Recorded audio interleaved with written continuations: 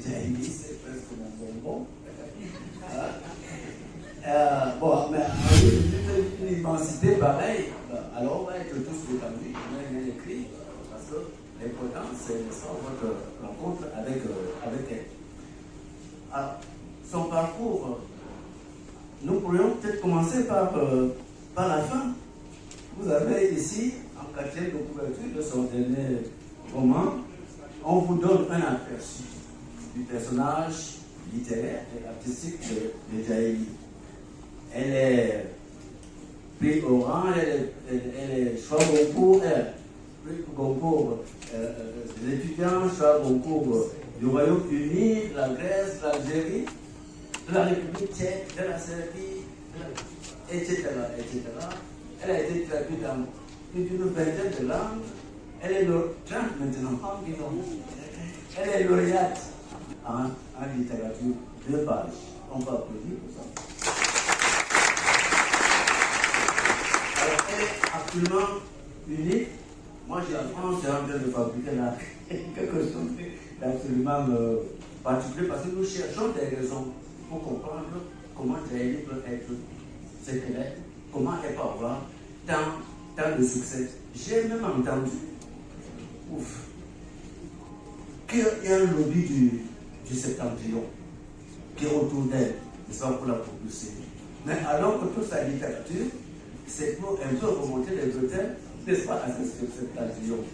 Alors, moi qui ai la chance de la suivre depuis cette année, je suis heureux de pouvoir témoigner ici de son parcours, qui peut-être expliquera, ne serait-ce en partie, ce phénomène-là. L'entrée de Jaïli en littérature est un peu spéciale. Tout le monde n'entre pas en écriture comme elle. Moi, par exemple, j'y suis allé très naturellement. J'avais des contes de ma grand-mère. Et puis, au collège, je me suis mis à écrire cela. Et je suis devenu écrivain. Mais elle est entrée en littérature de façon, j'allais dire, thératologique. Elle était en souffrance. Elle était dans un monde qu'elle a gagné en maturité. Moi qui ai lu ses premiers écrits, je peux vous le dire. Ceci est certainement dû à l'âge et à l'expérience. Pourtant, nous reconnaissons bien le style de notre prix Goncourt des lycées. Buffon ne dit-il pas, à raison, le style, c'est long. Elle est un plaidoyer pour les petites gens.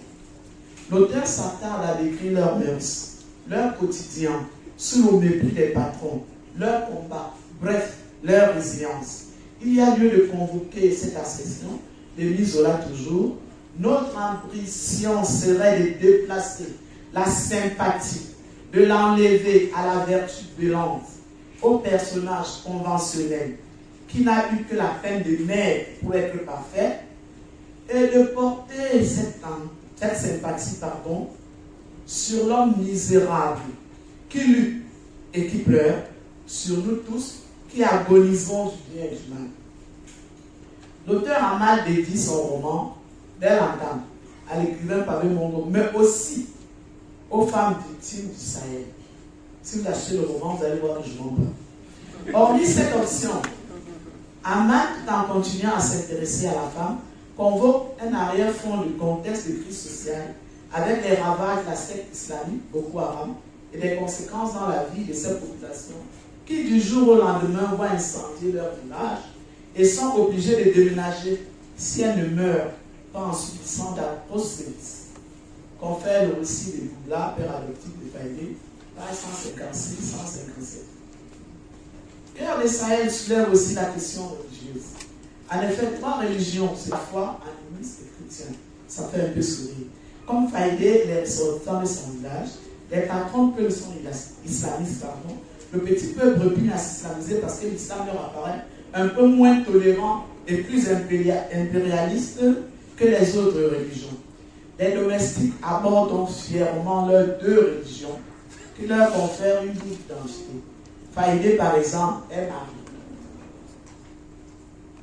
Et le tout est, évidemment, saupoudré de fétichisme parce qu'on doit toujours courir vers l'oracle pour qu'il nous dise ce qu'il a vu, pour qu'il nous lise les cours. Il se dégage aussi une intertextualité. avec une épitaphe qui introduit tout le récit. C'est lorsqu'elle est la plus désagréable à entendre qu'une vérité est utile à dire. C'est André Gide. Le roman est structuré en 3 parties. Le chemin de l'espoir, introduit par une citation de Simone de Beauvoir. Dans toutes les larmes s'attarde l'espoir. Ensuite, la deuxième partie, une vie de domestique. Le feu qui te brûlera, c'est celui auquel tu te chauffes. C'est un proverbe africain. Enfin, jusqu'au bout du rêve, la troisième partie, le chemin le plus court pour aller d'un point à un autre n'est pas la ligne droite, mais le rêve. C'est très beau. C'est un proverbe malien. Nous notons aussi dans Cœur des Sahel une polyphonie manifeste avec de multiples voix, ainsi qu'une intermédiarité parce que nous sommes à l'ère du temps dont les filles sont, par exemple, elles prennent toujours la peine de faire cette fille, ainsi de suite. La petite riche, l'ami entre guillemets de Faïdé, la domestique. Au bout du compte, Cœur des Sahel est une célébration à la résilience de l'île. Comme le laisse transparaître cette propos de l'héroïne Faïdé, vers la fin du roman, lorsqu'elle contemple sa mère Colette. Vous allez lire le livre et vous verrez. Ahmad Allah écrit des romans qui plaisent notamment à la jeunesse. Je vais vous raconter une petite anecdote rapidement.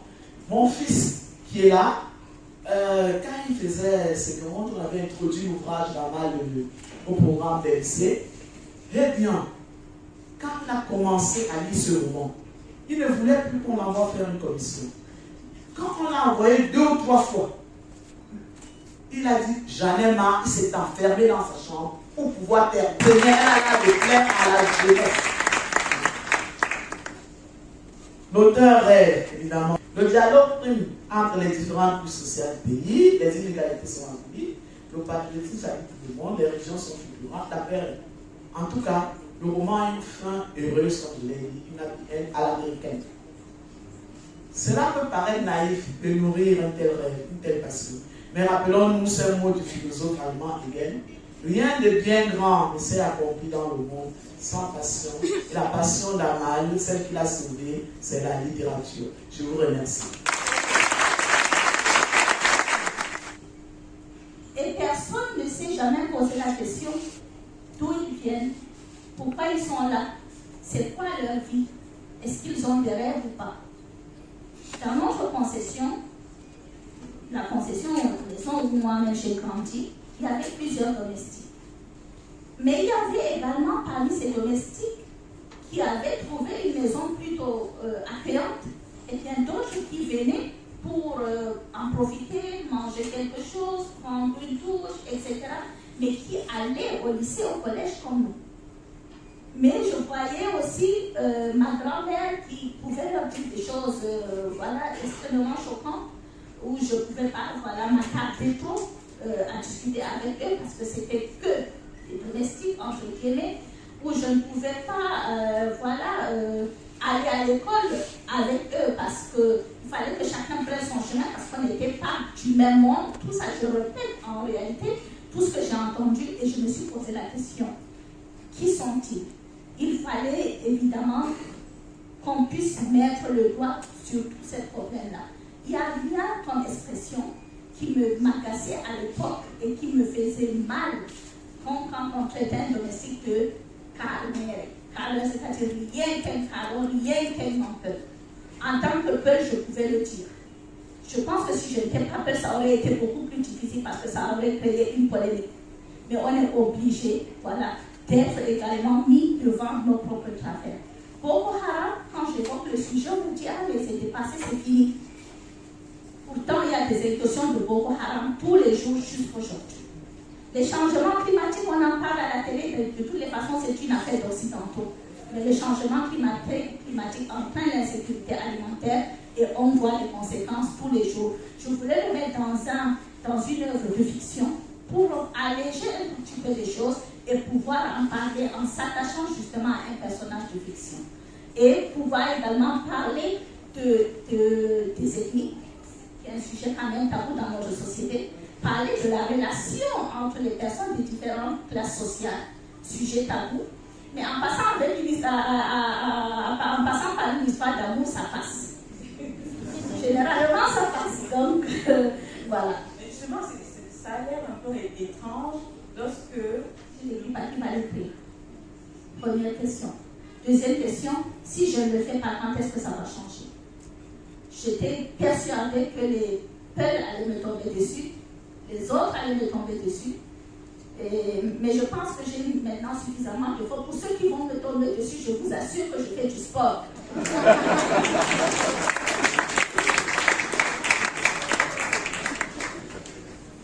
Donc, voilà, tout va bien. Merci, Jaïli. Donc, là maintenant, you have the floor, comme disent les anglo-saxons, pour nous exposer un peu, pour nous permettre de rentrer de plein pied dans le cœur du Sahel. Ah, donc d'accord, donc je dois encore résumer le roman. Bon, il était une fois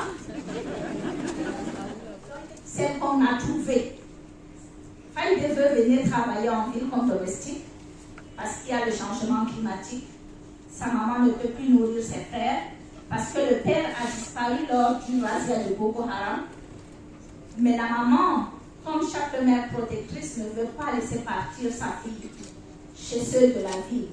Les autres, ceux qui les méprisent. Et puis, elle a un rêve. Ce rêve finalement inaccessible, l'école.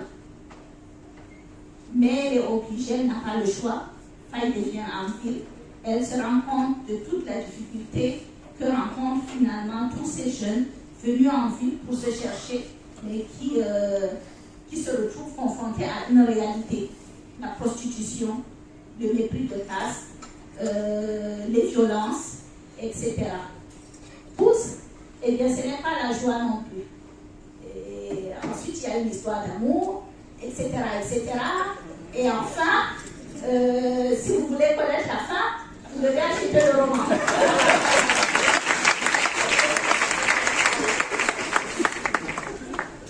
Merci, Jaïli.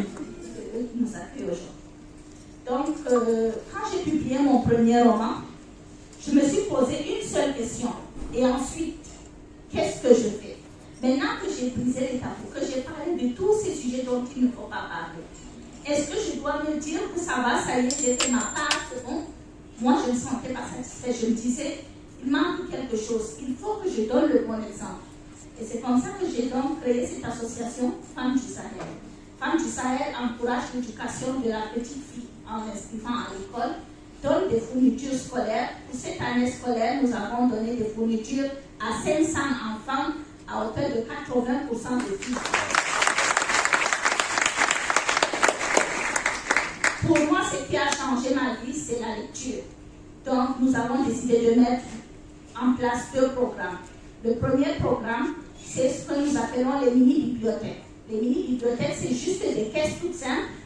Donc, ce que nous appelons vulgairement au Cameroun les cantines. Dans ces cantines, nous mettons des manuels scolaires de la cible au cours moyen 2. Puis, tous des livres pour enfants que nous pouvons trouver, des albums pour enfants, des bandes dessinées, etc. Et nous donnons une cantine à un village. Un village où l'enfant peut terminer son cycle primaire sans avoir vu un livre. Je ne dis pas qu'il n'a pas lu un livre, je dis qu'il n'a jamais vu un livre. Et donc, pour ce programme-là, nous avons déjà mis en place 36 mini-bibliothèques. Et notre objectif, c'est d'en mettre dans tous les villages au Cameroun. Nous avons également comme programme la réhabilitation des bibliothèques dans les lycées. Parce qu'on se rend compte que dans les lycées, soit il n'y a pas du tout de bibliothèque, soit alors les bibliothèques sont dans un très sale état. Donc, avec par exemple le prix de l'association des maires francophones que j'ai gagné après le concours des lycéens, eh bien, tout le cachet qu'il y avait, nous avons mis tout sur la réhabilitation du lycée de Bagnon, de la bibliothèque du lycée de Bagnon. Et aujourd'hui, cette bibliothèque, ce lycée se retrouve donc avec une belle bibliothèque. Avec le concours des lycéens, la question que je me suis posée, maintenant que j'ai eu ce concours, comment je fais pour partager avec les autres? Et j'ai donc décidé de faire un projet sur des bibliothèques au Cameroun. Donc, je me suis confiée à M. Yandorvo qui est là. Je lui ai parlé de ce projet de bibliothèque. Ils m'ont soutenu. Et j'en profite donc pour remercier l'Institut français, l'ambassade de France. Et nous avons pu mettre en place une très belle bibliothèque à Lokpasi 3 dans la ville de Douala. Nous sommes également en train de mettre une belle bibliothèque dans la ville de Maroua et d'autres bibliothèques vont suivre également pour que les filles puissent lire et changer le monde. Nous avons également chaque année ou chaque 2 ans une grande campagne de sensibilisation dans les lycées et les collèges sur l'importance de l'éducation des filles, l'importance pour les filles d'avoir des diplômes, l'importance pour les filles de continuer leurs études le plus longtemps possible. Et je fais ces sensibilisations surtout dans le septentrion, parce qu'il faut rappeler que dans le Grand Nord Cameroun, que ce soit Ngaoundé, enfin la Damawa, le Nord ou l'extrême Nord, 60% des filles sont encore mariées avant l'âge de 18 ans et les 2 tiers avant l'âge de 15 ans. Donc, dans ces régions-là, nous faisons des sensibilisations et à chaque campagne de sensibilisation, nous touchons entre 7 000 et 10 000 filles. Et je pense que ça a véritablement changé les choses pour les filles parce qu'on voit beaucoup plus de filles après un passage dans un lycée. Quand on voit 1 an, 2 ans plus tard, on se rend compte qu'il y a beaucoup plus de filles qui continuent leurs études, qui n'ont pas arrêté l'école, etc. Et nous allons également sur des cas pratiques. Vous êtes confronté à une proposition de mariage, vous ne voulez pas, qu'est-ce qu'il faut faire? Je pense que pour ma part, j'aurais voulu que quelqu'un m'explique, quand j'avais 17 ans et que j'ai été confrontée à ce problème-là, comment faire pour m'en sortir, comment faire pour pouvoir dire non. Donc voilà, à peu près, en plus de ça, nous avons également des activités de développement, comme les formations pour les femmes, surtout les filles victimes de mariage précoce, les activités génératrices de revenus, l'accompagnement sur l'agriculture, l'octroi des microfinances, compris la question en fait. Boko Haram, je rappelle que nous ne sommes pas en train de lutter avec nous-mêmes, nous sommes en face à des intrus, des terroristes qui brûlent des villages, qui enlèvent des enfants, qui enlèvent des filles, des femmes, qui font des ravages, qui pillent les récoltes, etc. Vous ne pouvez pas me parler en ce moment-là de gouvernance, etc. On est face à un envahisseur. Ce n'est pas parce que cet envahisseur n'est pas arrivé à Yaoundé que ça ne concerne pas tous les Camerounais. Attention, ça concerne tout le monde et c'est préoccupant. Et de toutes les façons, si on fait rien et qu'on reste indifférent, ça viendra ici aussi. Et à ce moment-là, oui. Donc, ce n'est pas une question de politique ou autre. Donc, voilà, ça nous concerne tous et c'est réel. Mesdames et messieurs,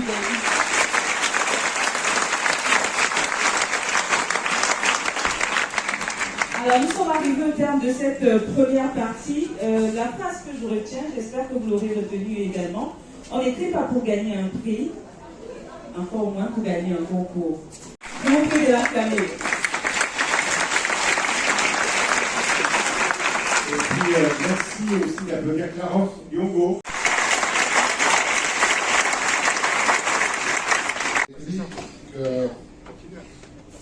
Nous comprenons dans la deuxième étape de cette appui indispensable pour que l'édition puisse continuer à vivre.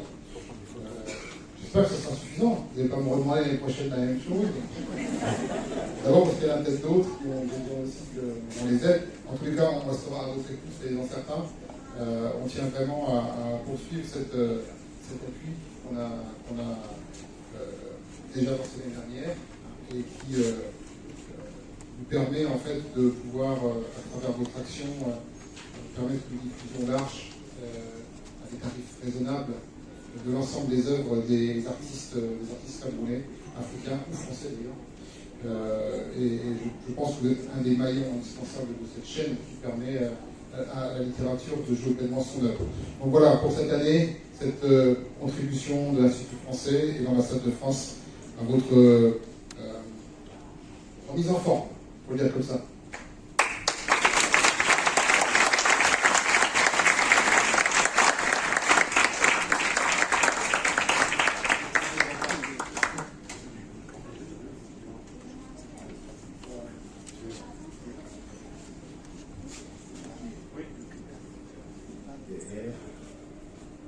fait ce qu'on devait faire. Et cela nous avait, à l'époque, beaucoup touché, là, au PD. Parce qu'effectivement, dans la nuit du 27 février 2022, la maison d'édition, mon ami François Kéné qui est là, et frère Joseph Mouti, nous avons donc créé une tête allée en fumée.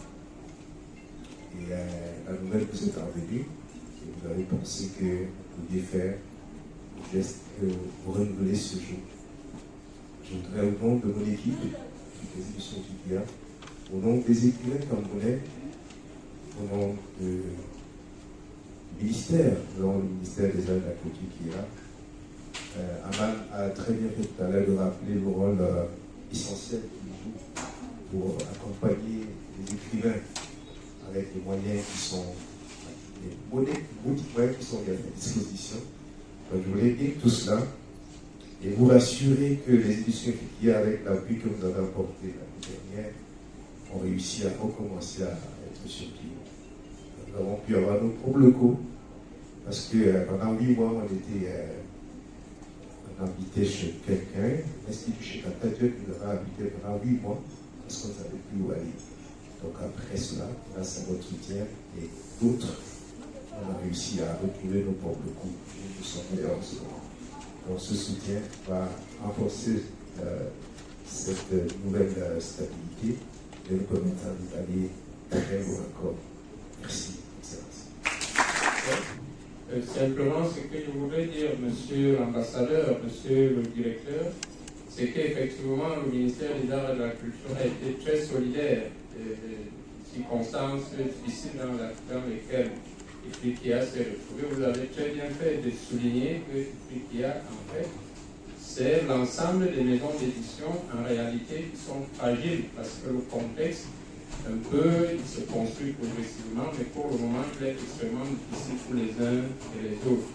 Donc nous avons à la tête de table à la structuration du ministère des Arts et de la Culture, le Centre régional de promotion du livre, et que le ministre m'a demandé de coordonner et qui, dans un premier temps, donc, a également décidé d'apporter un soutien en attendant que le ministre reçoive Jean-Claude pour un appui qui sera symbolique. Ça très bien pour vous dire qu'avec les moyens dont nous disposons, donc je remets ce chèque, n'est-ce pas, de 1 million de francs.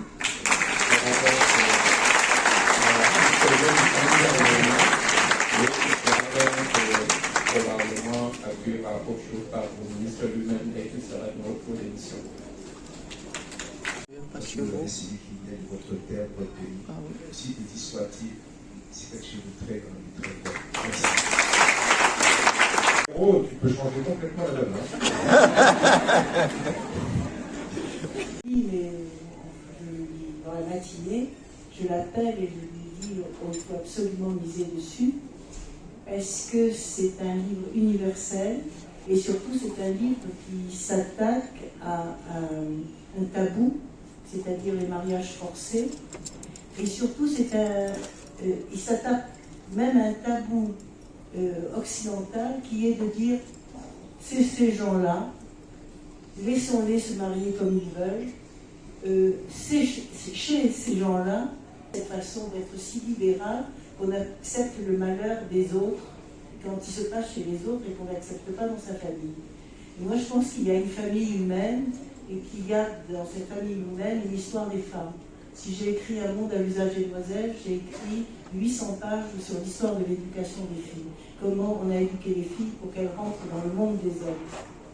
Voilà, pour comment elles se taisent, comment elles baissent la tête, et comment elles deviennent ce qui aide les hommes à relever le front et à avoir une grande carrure.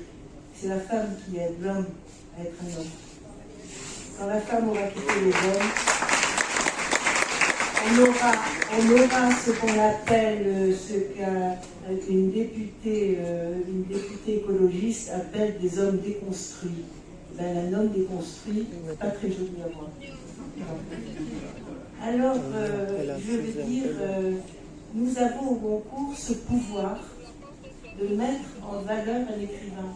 Mais tous ne réussissent pas, on peut être sur la liste du Goncourt et passer complètement inaperçu. Il a trouvé que ce livre universel, pour des tas de raisons, parce qu'il ne faut pas une seule raison, pour des tas de raisons, a touché. Il fallait que. Et puis aussi, les romans de Jaïd ne sont pas simplement des romans sur des sujets de société, ce qui intéresse d'ailleurs le Goncourt. Mais c'est aussi des romans qui ont une écriture. Et je pense que dans cette écriture, il y a l'écriture de la langue française, mais il y a aussi une sorte de poésie qui vient d'ailleurs, et une poésie qui se marie magnifiquement avec cette langue. C'est pratiquement un livre que l'on pourrait chanter dans une mélopée, dans une grande mélopée tragique. Ce livre, on pourrait le mettre en scène. On pourrait en faire pratiquement une comédie musicale. Et ça a pensé au Cameroun à mettre ce texte en scène. C'est aussi une pièce de théâtre, puisque ça se passe dans un enfermement. En enfermement, il y a un jeu à plusieurs femmes. Bon, je voudrais ici dire le travail essentiel des instituts français à l'étranger. Sans les instituts français à l'étranger qui ont porté les choix de Goncourt étrangers, il n'y aurait pas de choix de Goncourt. Parce que, bien que nous soyons extrêmement d'apparence souple, quand même, l'institution du Goncourt est assez rigide, nous avons des règles, et nous avons confié aux instituts français le choix de rentrer en contact avec les universités, de nous garantir les universités, de nous garantir les professeurs qui allaient conduire cette charge très difficile d'enseigner à des lycéens ce qu'est un prix littéraire, de les faire réagir en tant que jurés de prix littéraire. Et il s'est trouvé quelque chose de merveilleux, c'est que brusquement, les instituts se sont ouverts les uns après les autres, soit par amitié des directeurs d'instituts avec d'autres directeurs d'instituts, soit par, j'allais dire, contagion géographique, et nous sommes à 40 choix Goncourt étrangers. Et les choix Goncourt étrangers donnent comme récompense à l'écrivain d'être traduit dans la langue du pays, ce qui est magnifique. Voilà, donc et il faut aussi mettre en valeur l'autre pilier de la réussite des choix de Goncourt, c'est la personnalité des professeurs. Car croyez-moi, il n'est pas facile, en faisant son travail quotidien, parce que ces étudiants, ils vont passer des examens en fin d'année, il n'est pas facile d'ajouter le poids de lecture, de ne pas intervenir trop dans les lectures pour que ça ne soit pas le Goncourt des professeurs étrangers, de rester à la juste distance et à entendre et à cadrer. C'est extrêmement difficile. Donc, au départ, notre liste Goncourt, si ça vous intéresse, je vous raconterai, mais là nous sommes un peu pressés, comment c'est une liste Goncourt. Notre liste Goncourt de 15, nous ne pouvons pas en ajouter, mais nous pouvons en enlever. Et ensuite, les instituts de France à l'étranger, et ensuite, et avec les universités. C'est à peu près le principe du Goncourt des lycéens, mais à l'université. Je voulais vous dire que nous avons créé aussi avec le Goncourt maintenant un prix de la critique étudiante. C'est-à-dire qu'une banque française nous a donné les moyens d'inviter des étudiants qui vont faire la meilleure critique sur un des auteurs de la liste Goncourt. Et ces étudiants ont un souvenir absolument. On a commencé l'année dernière. Je veux dire, ils ont la France à leurs pieds. Non seulement ils assistent au prix Goncourt en direct, ils ne mangent pas avec nous quand même. Ils mangent la même chose dans notre salle. Ils vont à la Comédie Française, ils vont à l'Opéra, ils vont, enfin bref, ils en ont plein les yeux. Et ils sont vraiment. Donc ça existe, en plus, on vous dira. Et depuis quelque temps, depuis cette année, on vient de créer le Goncourt, mais ça ne vous concerne pas. Mais quand même, je suis contente de vous l'annoncer parce que personne ne le saurait. Le Goncourt des détenus. Il y a plus de 40 prisons en France qui concourent sur la liste du Goncourt. Et c'est un vrai succès. tout cas, ça lui fait respirer pendant 3 mois. Voilà ce que je voulais dire. Donc mes remerciements absolus, les encouragements de toute l'Académie à Djaïli Amadou Amal. Et vous tenez un de ces écrivains, excusez-moi de parler au masculin, à mon époque on était des écrivains, vous tenez ces écrivains qui sont sous une étoile. Et tels que je vois, et je voudrais que ce soit que des bonnes ondes, et tel que je vois le parcours Djaïli, sa générosité, la façon dont elle ne s'enferme pas à l'intérieur de son propre prix, la façon dont elle partage, la façon dont elle... sa générosité, mais c'est même pas de la générosité, c'est pallier à une urgence. Le résumé, les personnages principaux, les thèmes, l'espace de temps, les stations, les licences, le message, l'actualité, les appréciations et la note. Nous procédions naturellement à un suivi des rencontres, les échanges étaient organisés. Nous avons commencé à recevoir les premières fiches 2 semaines. Et après, les étudiants nous ont dit, Madame, il ne faut plus nous remettre un roman, parce que moi j'avais pensé, leur donner un roman et leur dire, bon, vous avez 2-3 semaines pour lire. À un moment passionné, ils m'ont dit non, non. Mesdames et messieurs, permettez-moi de vous dire un bonsoir fortement ému. Nous avons l'insigne honneur de nous retrouver dans cette auguste assemblée devant l'ambassadeur de France au Cameroun, ainsi qu'avec autant de personnalités littéraires, dont mesdames les prix Goncourt, Djaïli Amadou Amal et Paul Constant, le président de la PEC, le directeur du livre au ministère de la Culture, sans oublier d'autres grandes figures littéraires, culturelles et politiques. Nous tenons à remercier le directeur de l'ISC qui abrite cet événement.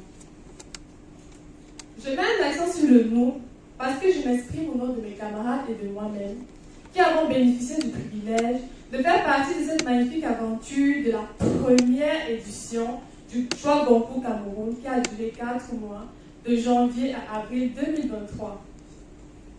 Les romans qui nous ont été soumis pour lecture se sont révélés tous très intéressants, bien que parfois tragiques pour certains.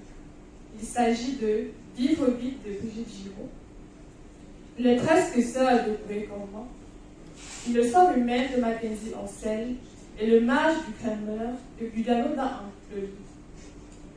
Sans plus tirer de long en large, je vous révèle notre choix Goncourt Cameroun qui est Le mage du Kremlin de Gudano d'Ampleur.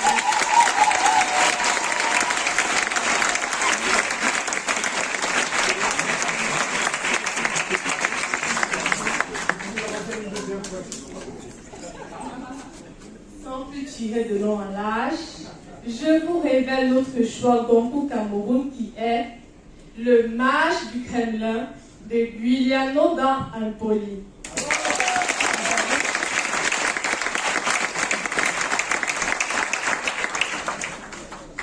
Je vous expose quelques-unes de nos raisons.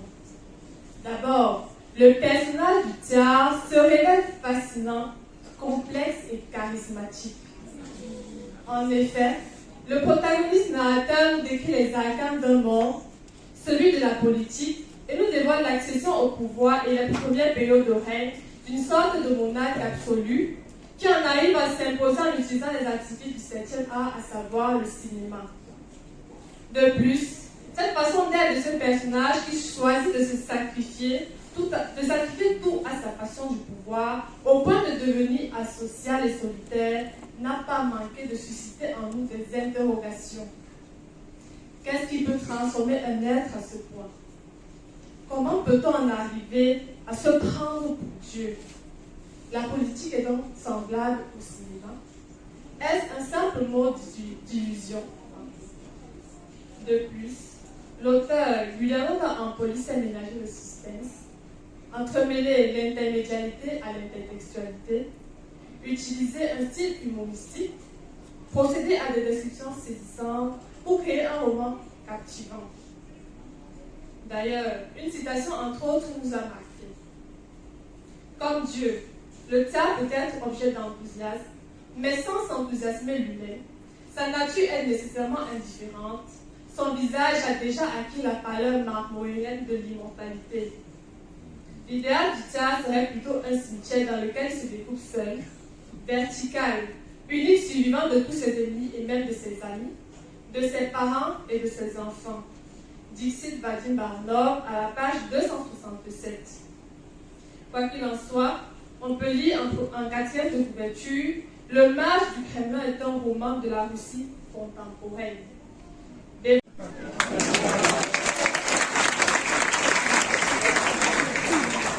Moi de remercier notre professeure Madame Bonono Chantal pour son engagement.